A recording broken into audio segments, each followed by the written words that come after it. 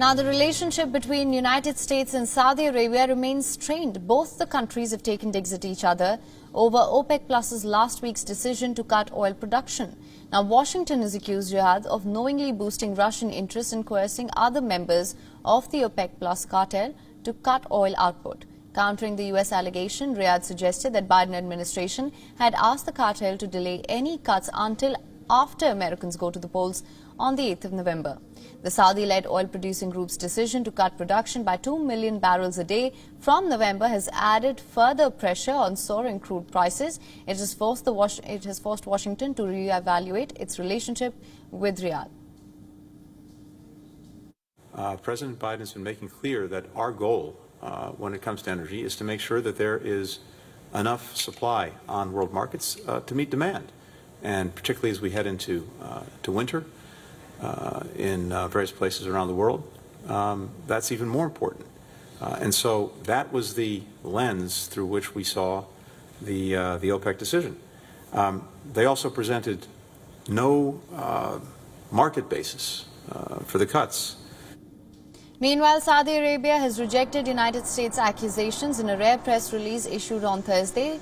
The country dismissed the allegations that it was taking sides as President Vladimir Putin's war in Ukraine rages on.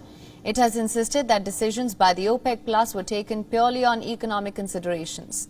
This even as the White House spokesperson John Kirby took a swipe at Riyadh when he said that the West Asian country was aware that the cut would increase Russian revenues and blunt the effectiveness of the sanctions. The consequences of OPEC's decision are being noticed in other multilateral platforms as well. The G20, which includes both Russia and Saudi Arabia, closed talks in Washington on Thursday without issuing a joint communique.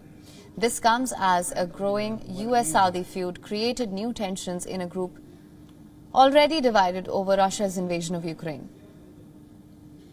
The decision by the OPEC Plus comes as a diplomatic fallout for the United States following the murder of journalist Jamal Khashoggi. Biden had vowed to make the kingdom an international pariah. Despite this, Biden did travel to Saudi Arabia in July and met with the Crown Prince Mohammed bin Salman, where the two were snapped greeting each other with fist bumps.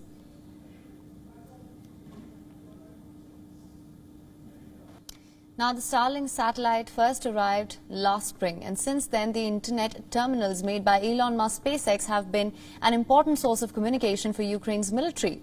It has allowed them to fight and stay connected despite the internet network being destroyed in its war with Russia. A total of 20,000 Starlink satellite units have been donated to Ukraine. The operation has cost SpaceX $80 million.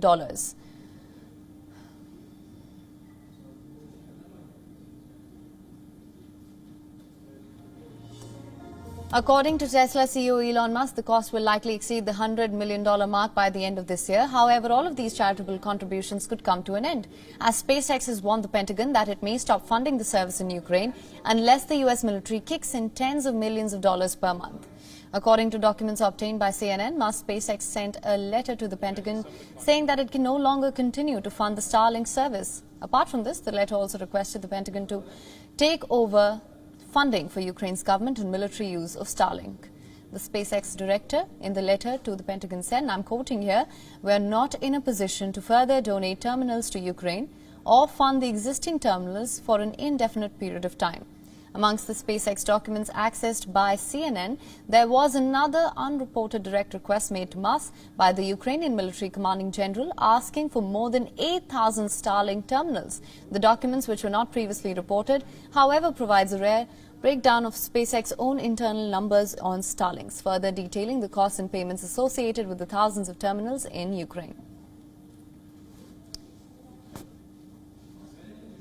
Satellites have deployed. WION is now available in your country. Download the app now. Get all the news on the move.